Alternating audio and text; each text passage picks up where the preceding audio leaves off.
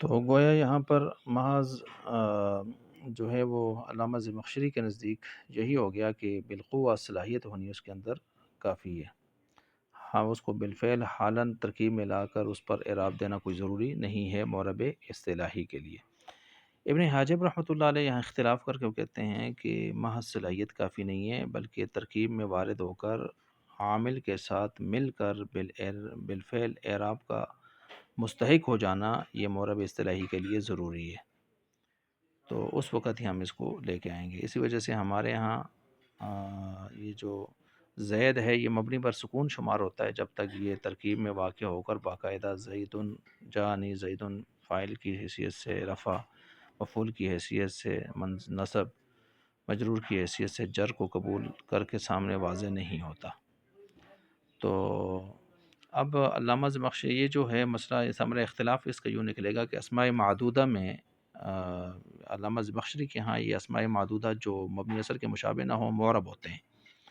اور ابن حاجب رحمۃ اللہ علیہ کے ہاں اسماء معدودہ وہ جو ہیں وہ مبنی ہوتے ہیں۔ تو گویا اسماء معدودہ کو نکالنے کے لیے ابن حاجب رحمۃ اللہ علیہ نے معرب کی تعریف میں مرکب کی قید لگائی تاکہ اسماء معدودہ نکل جائیں، جو مرکب بنائی وغیرہ وہ ہوتے ہیں ان کو نکالنے کے لیے۔ علامہ زمخشری نے چونکہ ان کو داخل کرنا تھا معرب کے اندر، تو اس وجہ سے انہوں نے معرب کی تعریف میں مرکب کی قید نہیں لگائی، تو اس وجہ سے یہاں پر یہ سارا مسئلہ یہ ہوا۔ تو اسی وجہ سے صاحب کتاب فرماتے ہیں اعلم ان صاحب الکشاف جعل الاسماء المعدودۃ العاریۃ عن المشابہۃ المذکورۃ معربۃ، کہ صاحب کشاف جار العز مخشری نے اسماء معدودہ جو ہے مبنی اثر کی مشابہت نہیں رکھتے ان کو معرب قرار دیا یہاں پر، اور ان کو لانا تھا اس میں، اس وجہ سے انہوں نے معرب کی تعریف میں مرکب کو نہیں لایا۔ ولیس النزاع فی المعرب الذی،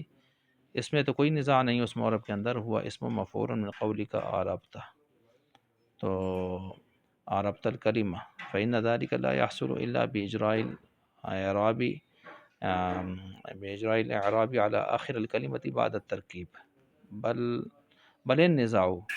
یعنی نزاع تو وہ پہلی دو صورتوں میں نہیں ہے جو میں نے پیش کی ہیں، جو پہلی دو صورتیں میں نے پیش کی ہیں کہ معرب لغوی کے اندر بالفعل اعراب کا آنا، حرکت کا آنا ضروری ہے، یہ تو اتفاقی ہے، اور معرب اصطلاحی میں ان کا جو ہے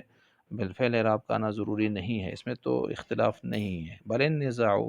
نزاع تو اس فی المعربی اس معرب میں اصطلاحاً جو اصطلاحی ہو،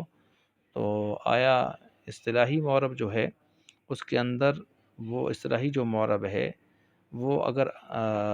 کیا وقتی طور پر اس کو اعراب میں واقع کر کے اس پر اعراب حالیہ دینا وہ معرب ہونے کے لیے ضروری ہے، یا صرف صلاحیت اس کا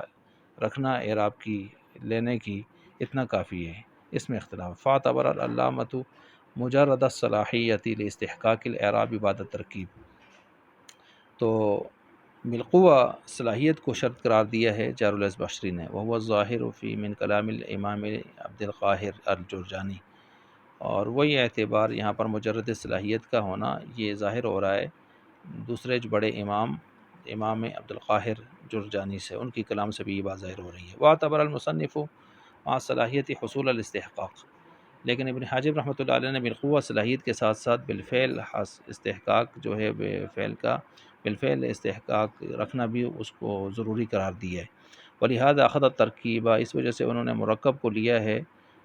فی تعریف ہی معرب کی تعریف میں۔ واما وجود الاعراب بالفعل، بہرحال وجود اعراب بالفعل فی کون الاسم معربا فلم یعتبرہ احد، تو اس میں تو وجود اعراب کا بالفعل